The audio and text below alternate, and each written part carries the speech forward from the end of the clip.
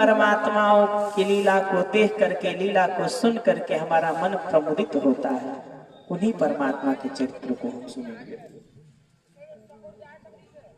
वैसे तो वो परमात्मा जो सर्वव्यापी है, या वही परमात्मा जो सगुण साकार रूप धारण करके आते हैं, उनमें कोई भेद नहीं है। तत्व तो एक ही है, चाहे वो निर्गुण निराकार हो या फिर सगुण साकार हो, तत्व एक ही है। और इसी चीज को गोस्वामी बाबा भी मानस जी में कहते हैं। क्या कहते हैं? तो गोस्वामी बाबा कहते हैं, अगुण सगुण दुई ब्रह्म स्वरूपा, अगुण सगुण दुई ब्रह्म स्वरूपा, अकथ अगाध अनादि अनूपा, अकथ अगाध अनादि अनूपा। और उसके बाद से गोसाई बाबा कहते हैं, मोरे मत बड़ नाम दुहूते, मोरे मत बड़ नाम दुहूते, किए जे जुग निज बस निज भूते, किए जे जुग निज बस निज भूते। तुलसी बाबा कहते हैं कि भगवान के कई स्वरूप हैं? तो दो स्वरूप हैं, एक तो अगुण और एक है सगुण। मतलब एक निर्गुण निराकार और एक सगुण साकार। लेकिन इनमें कोई भेद नहीं है। जो निर्गुण निराकार है वही सगुण साकार बन करके आते हैं। और हम तो महाराज कहते हैं कि छोड़िए निर्गुण निराकार और सगुण साकार को, मोरे मत बड़ नाम दोहूते।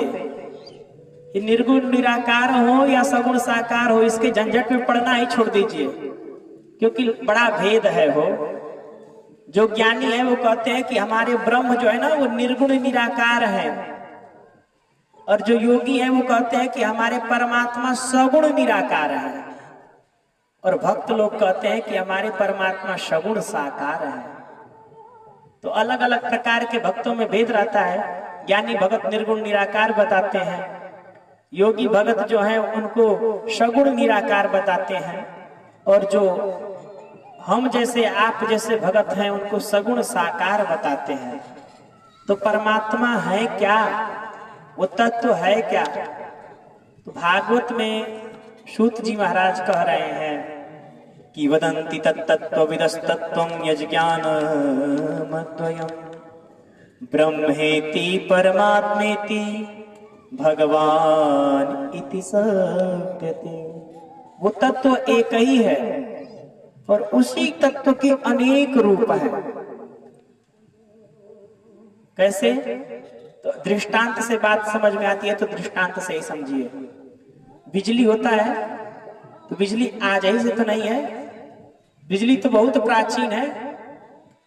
तो वही बिजली सर्वव्यापी जो है, लेकिन हमको दिखती नहीं है, हम उसका अनुभव नहीं कर पाते थे। लेकिन इसका मतलब क्या कि बिजली नहीं है? बिजली है, लेकिन संपूर्ण व्याप्त है, हम उसको देख नहीं सकते, उसका अनुभव नहीं कर सकते। तो बिजली किस रूप में है? तो बिजली निर्गुण निराकार के रूप में स्थित है। जैसे वो परमात्मा निर्गुण निराकार, हमको दिखते नहीं है, हम उनको महसूस नहीं कर पाते हैं, वैसे ही वो बिजली। तो ज्ञानी लोग इसी रूप में परमात्मा को बसते हैं, निर्गुण निराकार रूप में। और जो योगी है वो सगुण निराकार रूप में। तो सगुण निराकार कैसे समझेंगे? तो उसी बिजली को यांत्रिकियों के द्वारा, मतलब मशीनों के द्वारा बिजली घर में कैद कर लिया गया। और जब बिजली घर में कैद हो गई तो उस बिजली में तो गुण आ गया कि छुएंगे तो करंट लगेगा, लेकिन बिजली दिखाई दे रहा है? अब भी दिखाई नहीं दे रहा है। तो निराकार है लेकिन सगुण है। गुण है कि करंट मारेगा, लेकिन दिखाई नहीं दे रहा है कि बिजली का आकार कैसा है, गोल है, चरकोल है। लेकिन वही बिजली तारों के द्वारा घर घर में जोड़ दी गई, तो उसी बिजली से कहीं माइक्रोफोन से आवाज के रूप में, तो कहीं रॉड से जो है प्रकाश के रूप में, कहीं पंखे से हवा के रूप में, तो कहीं टेलीविजन से चलचित्र के रूप में वही बिजली विभिन्न रूपों में दिखाई दे रही है। उसी प्रकार वही परमात्मा भक्तों को प्रमुदित करने के लिए, लीला करने के लिए, जब वही परमात्मा घर घर आते हैं, मतलब धरा पर आते हैं, भक्तों के यहाँ जा करके लीला करते हैं, तो उन्हीं परमात्मा का हम सगुण रूप में, साकार रूप में अनुभव करते हैं।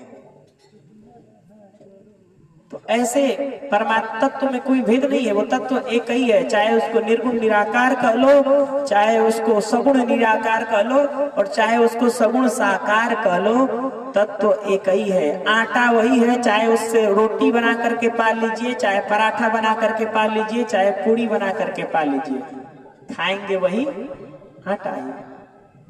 प्राय भक्तों में ये भी भेद हो जाता है कि शंकर भगवान बड़े हैं कि विष्णु भगवान बड़े हैं, कि देवी मैया बड़ी है, हो जाता है ना। तो भगवान के अनेक रूप हैं, तत्वतः परमात्मा एक ही है, और उन्हीं एक परमात्मा के अनेक रूप हैं। तो ऐसे भगवान में भी भेद दृष्टि नहीं रखनी चाहिए। अरे स्पष्ट रूप से कह दिया गया है शास्त्रों में कि शिवश्च हृदय विष्णुश्च हृदयम शिव, शिवश्च हृदयम विष्णु, विष्णुश्च हृदयम शिवम। ये दोनों एक दूसरे की हृदय हैं। और जो शक्ति है, तो शक्ति तो हमारे पास भी है ना। शक्ति अगर हमारे पास नहीं होती तो हम बोलते कैसे, हम चलते कैसे, हम खाते कैसे, हम पीते कैसे। तो वैसे ही जो शक्ति है परमात्मा की, वही आदि शक्ति जगत जननी जगदम्बा है। और उन्हीं भगवती जगदम्बा की कृपा से परमात्मा किसी भी कार्य को कर सकते हैं। क्योंकि अगर शक्ति न हो तो शक्तिमान किस कार्य का? जो शक्ति को धारण करे वो शक्तिमान कहलाता है।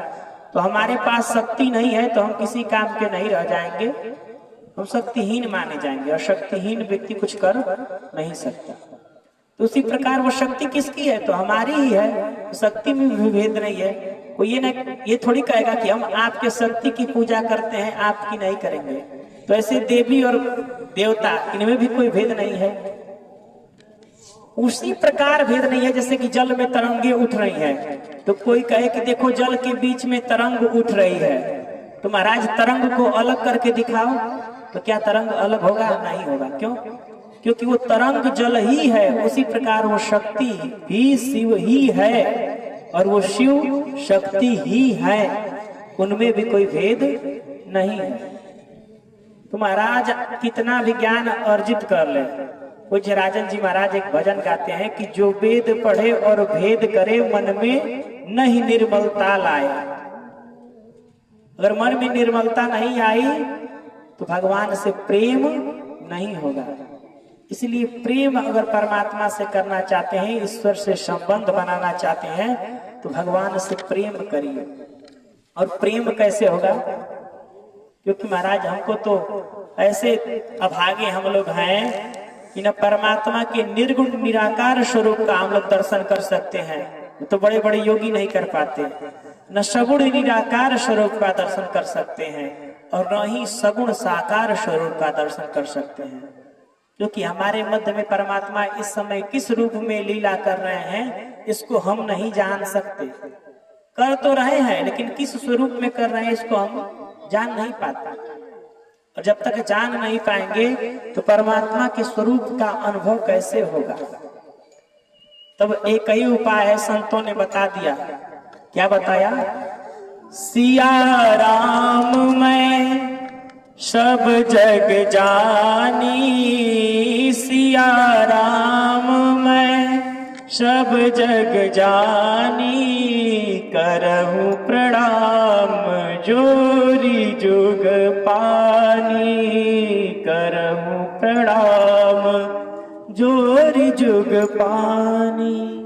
उन्हीं परमात्मा के स्वरूप पूरे संसार को जान करके सब में उन्हीं का ध्यान कीजिए, उन्हीं का स्मरण कीजिए, उन्हीं को प्रणाम करिए। तो जब इस प्रकार परमात्मा का ध्यान रहेगा, और हम तो कह रहे हैं कि अगर परमात्मा का ध्यान नहीं लगा पा रहे हैं, तो जैसे छोटा बालक चल नहीं पाता है तो उसके माता पिता उसको वाकर में रख देते हैं। चाहे लकड़ी वाली जो गाड़ी होती थी पहले 3 पहिए वाली, वो पकड़ा देते थे कि इसको पकड़ के धीरे धीरे हमारा बच्चा चलना सीख जाएगा।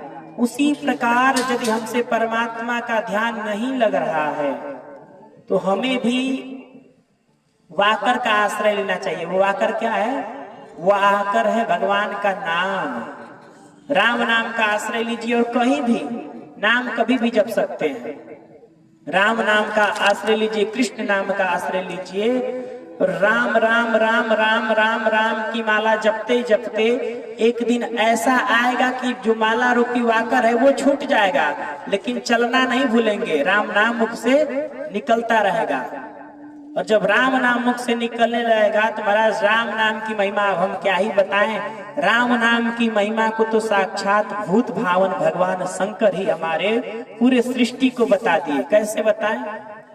तो जब हलाहल विष निकला समुद्र मंथन से तो भोले बाबा ने राम नाम का आश्रय लेकर के उस विष को जो है कंठ में ही रोक लिया।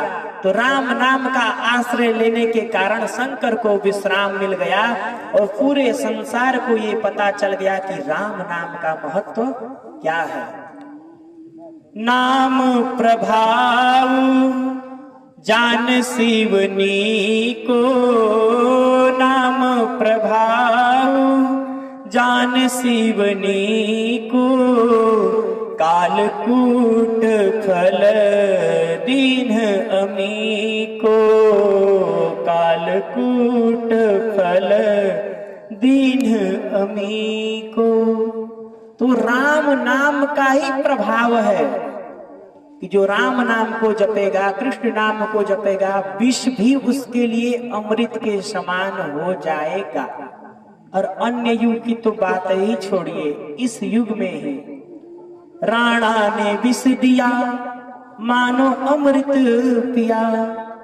जब मीराबाई को राणा विष का प्याला देते हैं तो वो उस विष को जानते हुए कि ये विष है, मीराबाई ने उसको विष का पान किया और विष पीने के पश्चात भी मीराबाई को कुछ नहीं हुआ।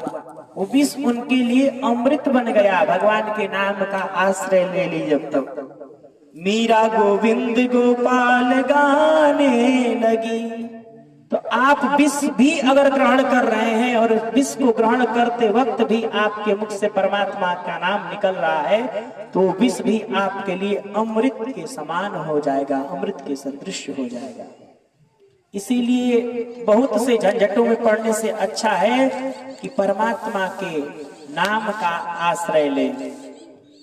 और भगवान के नाम में भी जो दो नाम हैं वो बड़े श्रेष्ठ हैं। और बस इन दो नामों में कुछ ज्यादा अंतर नहीं है, दोनों स्वरूप में कुछ ज्यादा अंतर नहीं है। संत जन कहते हैं राम कृष्ण दो एक हैं, अंतर नहीं निमेष, इनके नयन गंभीर हैं, इनके चपल विशेष। राम और कृष्ण दोनों एक ही हैं, इनमें कुछ विशेष अंतर नहीं है, बस निमिष मात्र का अंतर है, थोड़ा सा अंतर है। क्या अंतर है? तो कह रहे हैं बस हमारे प्रभु राम जो है वो मर्यादा पुरुषोत्तम है थोड़ा, तो इनके नयन गंभीर हैं, और जो हमारे कृष्ण कन्हैया लाल हैं ये थोड़े चपल चंचल स्वभाव के हैं। वैसे हमारे राघवेंद्र सरकार भी कोई कम चंचल चपल नहीं है, इनकी भी बड़ी बड़ी लीलाएं हैं, लेकिन गुप्त है। गंभीर व्यक्ति जो भी करता है छुप छुपा करके करता है, और जो चपल चंचल है वो खुलेआम करते हैं कि पूरा समाज जान ले। तो राघवेंद्र सरकार जो भी लीला किए वो छुप छुपा करके किए, तो इसीलिए उनकी जो लीला है वो संतों के बीच में ही रहे, ज्ञानियों के बीच में ही रहे तो अच्छा है। नहीं तो उनकी लीला उजागर हो जाएगी तो लोगों के मन में जो है ना उनके प्रति थोड़ा दूसरा भाव जागृत हो जाएगा। लेकिन हमारे कृष्ण कन्हैया तो चंचल हैं, चपल हैं, यही बस अंतर है छोटा सा। परीक्षित जी ने कहा गुरुदेव तो हमको भी राम जी की उत्पत्ति की कथा